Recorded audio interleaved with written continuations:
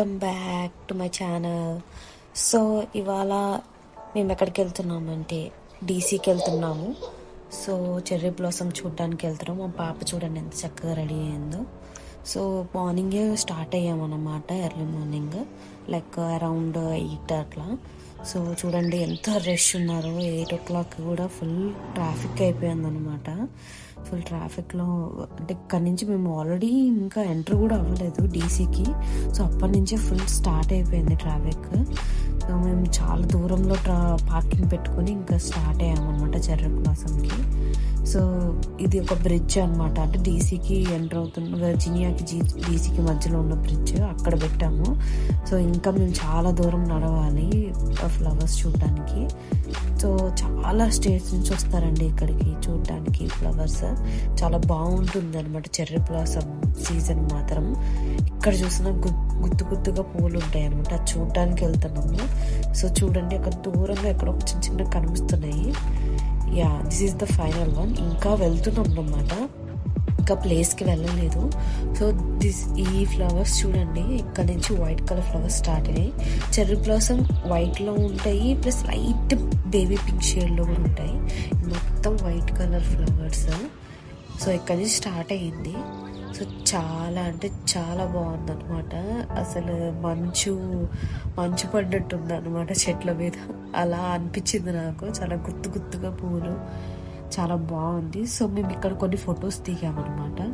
కొన్ని ఫొటోస్ దిగేసేసి అట్లా మంచి వెదర్ కూడా చాలా బాగుంది ఆ రోజు. ఇట్లా ఫ్లవర్స్ ఇట్లా మీద పడుతున్నాయి అనమాట. లైక్ కొంచెం గాలి రాగానే ఇట్లా ఫ్లవర్స్ అంతా మీద పడుతున్నాయి. మా పాప పడుకుంది. మేము నడుచుకుంటూ వచ్చేసరికల్లా తన పడుకుని ఉందనమాట, చూడలేదు. కొంచెం పైనాక లేచింది. సో చూడండి ఎంత బాగుంది. అందరు ఇక్కడ ఫొటోస్ దిగుతున్నారు. సో ఇంకా మేము మెయిన్ ప్లేస్కి వెళ్ళాము. ఇక్కడ ఇదేంటంటే ఇదొక హిస్టారికల్ ప్లేస్ అనమాట.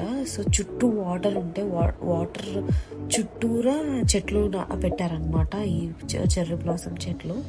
సో బేసిక్గా ఆ రోజు ఇంతమంది జనాలు ఉన్నారు. బేసిక్గా ఆ రోజు ఏంటంటే చెర్రీ బ్లాసమ్ ఫెస్టివల్. అది మాకు తెలీదు ఆ రోజు చెర్రీ బ్లాసమ్ ఫెస్టివల్ అని. సో అక్కడికి వెళ్ళాక తెలిసింది మాకు చెర్రీ బ్లాసమ్ ఫెస్టివల్ జరుగుతుంది మేము వెళ్ళిన రోజే అని. సో అందుకే చాలా మంది మొత్తం ఇట్లా క్రౌడ్ నిండిపోయారనమాట. అక్కడ దూరంగా ఉన్నది మాన్యుమెంట్.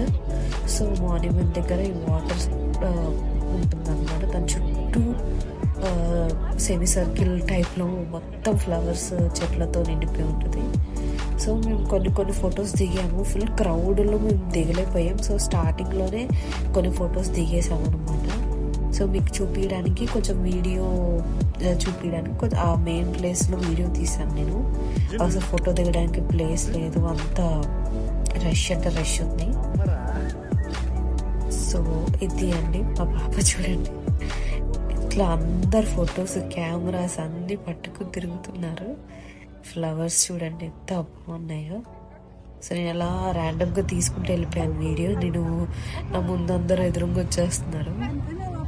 ఇది ఇక్కడ మ్యాక్సిమం కొన్ని ఫొటోస్ అయితే నేను ఈ ఖాళీ ప్లేస్లో తీసుకున్నాను. మా పాప చూడండి దానికి అర్థం కావట్లేదు. యాక్చువల్లీ నేను ఫుల్ మేకప్ వేసుకున్నాను. మేకప్ వల్ల నా దగ్గరికి రావట్లేదు, మా ఆయన దగ్గర ఉందన్నమాట. నన్ను గుర్తుపట్టలేదు. ఎప్పుడు ఇంట్లో డిఫరెంట్గా ఉన్నాను, ఇక్కడ డిఫరెంట్గా ఉన్నాను కదా. సో ర్యాంప్ వాక్ చేసుకుంటూ వస్తున్నాను. సో ఇది ఫెస్టివల్. సో ఇక్కడ ఏం పెట్టారంటే మొత్తం స్టాల్స్ పెట్టారండి. మొత్తం stalls, food and games, cherry blossom గురించి కొన్ని ఎగ్జిబిషన్ లాగా పెట్టారు.